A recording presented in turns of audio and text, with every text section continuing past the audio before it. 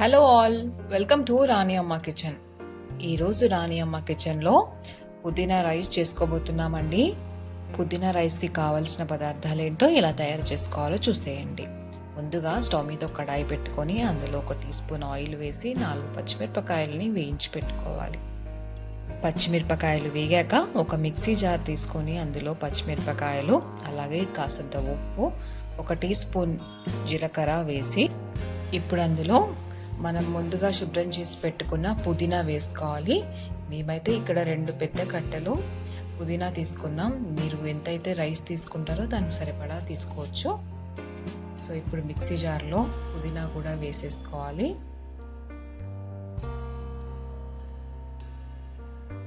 ఇప్పుడు వీటిని గ్రైండ్ చేసుకోవాలి.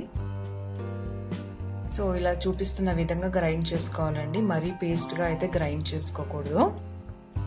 ఇప్పుడు స్టవ్ మీద ఒక గిన్నె పెట్టుకొని అందులో 2 టేబుల్ స్పూన్ల నూనె వేసి ఒక అనాస పువ్వు, 1 ఇంచు దాల్చిన చెక్క, అలాగే 2 ఇలాచీలు, 1 టీ స్పూన్ మిరియాలు వేసుకోవాలి.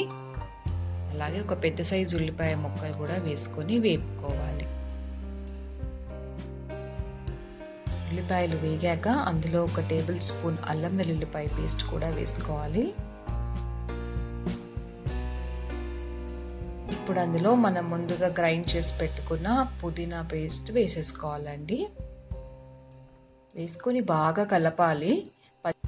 పచ్చివాసన పోయేంత వరకు లో ఫ్లేమ్లోనే పెట్టుకొని వేపుకోవాలండి, లేదంటే అడుగంటుతుంది.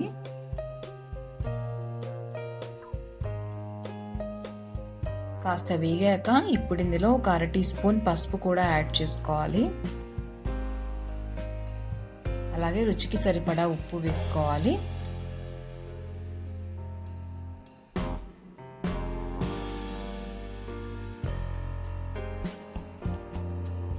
సో ఒకసారి బాగా కలుపుకున్న తర్వాత ఇప్పుడు ఇందులో మనం రైస్ వేసుకున్నాము. మేమైతే 2 గ్లాసుల రైస్ వరకు తీసుకున్నాము. సో 4 గ్లాసుల నీళ్ళు యాడ్ చేస్తున్నాము. సో నీళ్ళు బాగా మరిగేంత వరకు పెట్టాలి. నీళ్ళు బాగా మరుగుతున్నాయి కదా, ఇప్పుడు ఇందులో రైస్ వేసుకోవాలి. నార్మల్ రైసే తీసుకోవచ్చండి. మేమైతే ఇక్కడ నార్మల్ రైసే తీసుకున్నాము. మీరు కావాలంటే బాస్మతి రైస్ కూడా వాడుకోవచ్చు.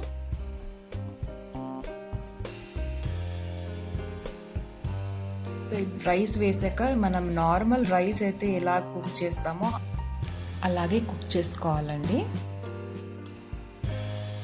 మనకి పూర్తిగా రైస్ కుక్ అవ్వడానికి ఒక 15 మినిట్స్ టైం పడుతుంది. సో మీడియం టు లో ఫ్లేమ్లో కుక్ చేసుకోవచ్చు రైస్ని. 15 మినిట్స్ అయ్యిందండి, రెడీ అయింది మన పుదీనా రైస్. చాలా క్విక్గా, ఈజీగా, సింపుల్గా చేసుకోవచ్చండి పుదీనా రైస్.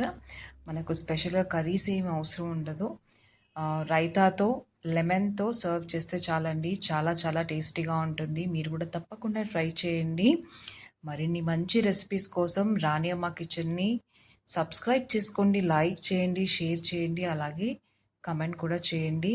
మీరు సబ్స్క్రైబ్ చేసుకొని లైక్ చేయడం వల్ల మాకు ఎంతో ఎంకరేజింగ్గా ఉంటుందండి. Thank you all.